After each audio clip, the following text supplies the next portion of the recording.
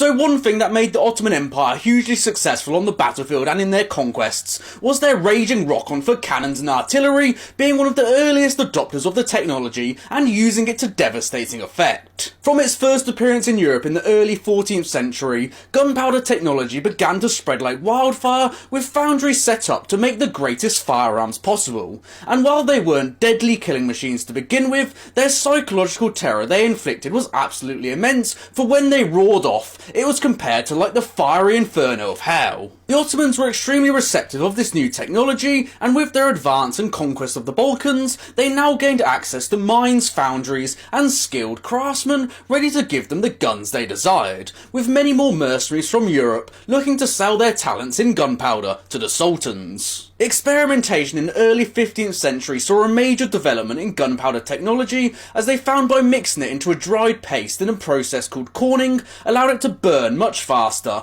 have a higher resistance to atmospheric conditions, and most importantly, it allowed for a much more powerful cannon shot. In response to this development, cannons now became much longer as they could hurl cannonballs a lot farther, and their walls became much thicker to withstand the force of the explosion, with some cannons even being cast in just one entire piece to withstand the explosion force a lot better. Transporting massive artillery batteries to the battlefield though required a huge logistical effort, and while the Ottomans did become proficient in that, being able to draw vast resources from their huge empire, they also developed temporary foundries so they could cast and repair medium-sized cannons there and then on the battlefield. The conquest of Constantinople had always been a long-term goal of the Ottomans, and since it became the capital of the Eastern Roman Empire in 324 AD, all the way up until 1453, it had been besieged over 20 times, and not one being successful unless it was by negotiation, with the only time the attacking army actually got into the city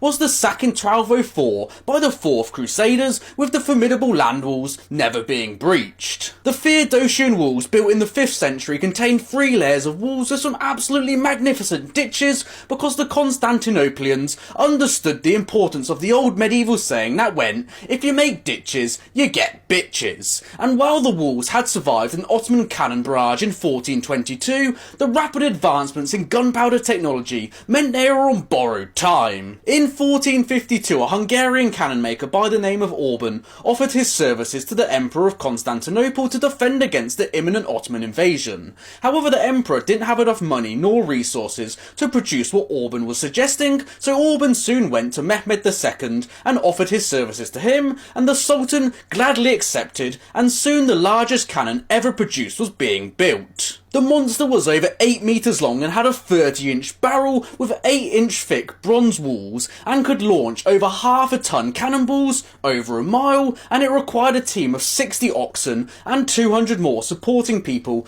to transport it to the walls of Constantinople, which was over 140 miles away from Mehmed, at the pace of 2.5 miles per day. The Ottomans brought 69 cannons total to the siege of Constantinople in order to smash down its walls. However, Orban's monster could only fire 7 times per day, and it was being pushed to its limit as Mehmed wanted maximum pressure on the city, as cracks began to form on the barrel. One Christian story tells us how the cannons soon exploded one time due to the cracks that were forming, killing Orban in the process. However, this is just likely propaganda, although the cannon did rupture during the siege as it just couldn't support how big of balls it was firing, leaving the breaches in the walls to the smaller cannons. While Orban's gun doesn't survive today, one built 11 years later does, the Dardanelles gun, which is slightly smaller and was built in order to replicate Orban's gun. And it just shows the absolute size of these things, and while they didn't always cause damage in the first place, the psychological terror they would have inflicted on the defenders during the siege would have been absolutely immense.